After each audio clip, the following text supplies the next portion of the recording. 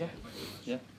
Good afternoon, Gary. Hi. I was just a lesson in persistence today. Just keep on plugging away. You'll hit your reward. Yeah, I guess so. I think I was very proud of the group anyway. Even 1-0, 80 odd minutes, whatever it was on the clock.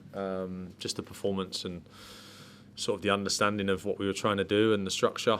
As well as the sort of the mentality to keep going. Obviously, we started very slowly, which caused us a problem. But then the reaction from that, I thought, was very, very good. 1-0 down at home to Spurs, who are a possession-based team and can then sort of suffocate you with the ball. For the lads to step up and keep believing in everything that we'd worked on.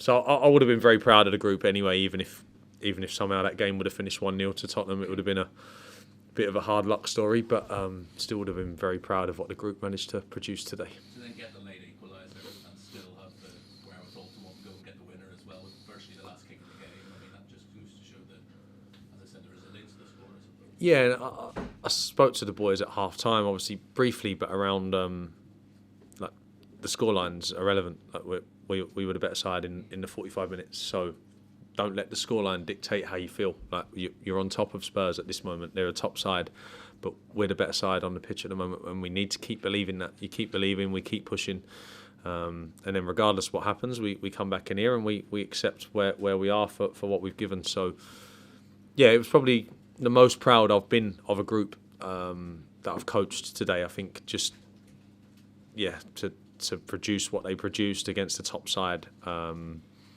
Easy for me to put stuff on the tactics board for them, for us to practice it against the kids and it to look how we want it to look, but to go out there, go a goal down, play against the Spurs team that press extremely aggressively, for us to be able to find the solutions like we did and keep causing them problems was credit to the group. Just a final one from me. Not one VAR incident all afternoon. No. Nice relief. Yeah, no, it's a relief to not have to sit here and answer your questions on it. So, we'll try not to mention VAR. Gary, how impressed were you with Mario Lamine today? How fitting was it that he got the goal at the end? Yeah, it was a big performance. There was a lot of ground for him to cover, especially once we went 1-0 down and we started to try and switch to being more aggressive. There was quite a big job for him to do in there. And the amount of times he wins the ball back for us and then gives us real good rhythm with it.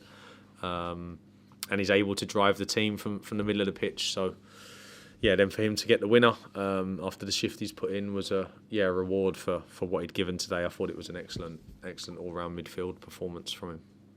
What you said, Gary, about how well Pablo had trained in the week, seems to be pleased for him having had a frustrating season for the most part. Yeah, really pleased. So he obviously, he forced my hand this week with.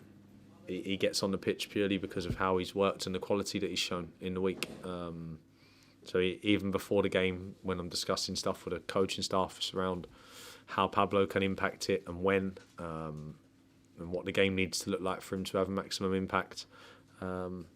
He's if you wanted anyone in those two situations, we have a talented group, of course, but when the ball's being fizzed across the pace it was, if you want someone on the end of it with a first touch and a finish, in our group, Pablo would be right at the top of the list. And then the same with the pass to Mario. If you want someone on that ball trying to find a pass through a high line, Pablo's very high up the list. So delighted for him because it's not easy not playing, especially when you're, an experienced pro, played for some big clubs.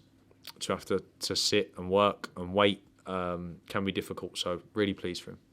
That's twice in 3 weeks you've come from a goal down and to win the game. Have you had to install that belief in the players since you've come here? I think the belief just comes from the work that we do. I think they, when you're having success against Spurs from the things that we've worked on, that increases belief. You speak about getting the ball wide, creating 2v1s and Spurs pressing aggressively, but if we position ourselves correctly, we should be able to get through or around it or over it. And the lads start to take belief from those situations. So that's sort of how I try and instill belief in them. And then we work on mentality a lot. I push the lads on it an awful lot. Spoke to them after the game there around how proud I was of what they produced. Like mentality-wise, I try and make that team sort of resemble me. And it did, but said to them, I was never good enough to produce a performance as good as that. I would have tried that hard, and I could have done that bit, but what they produced out there, I thought was excellent, of a real good level. And then the connection with the fans, I think, is another thing that has just been something that I thought long and hard about before I came in, around how you connect the group with the fans. Because it can be different in different areas around. So what I want my team to look like, and then what the fan base needs its team to look like as well. It's obviously a hard working area. They work hard for what they get, and they need the team to resemble that. So trying to give them a team that they can also be proud of, and we work hard for what we get. We don't stop. We try and entertain them as well in moments. So hopefully, I think everyone can see that connection, and then hopefully we can keep it going. Have you lost it like that before after a winner? No, probably my biggest celebration. Don't know what happened, really. Just loads of energy, and I couldn't stand still. So I had to run somewhere, and we're not allowed on the pitch. So down the side of the pitch was one of my last options. So, I'll try and control myself better in future. Gary, you've got an insight into how you prepared the team tactically when you were on Monday Night Football recently.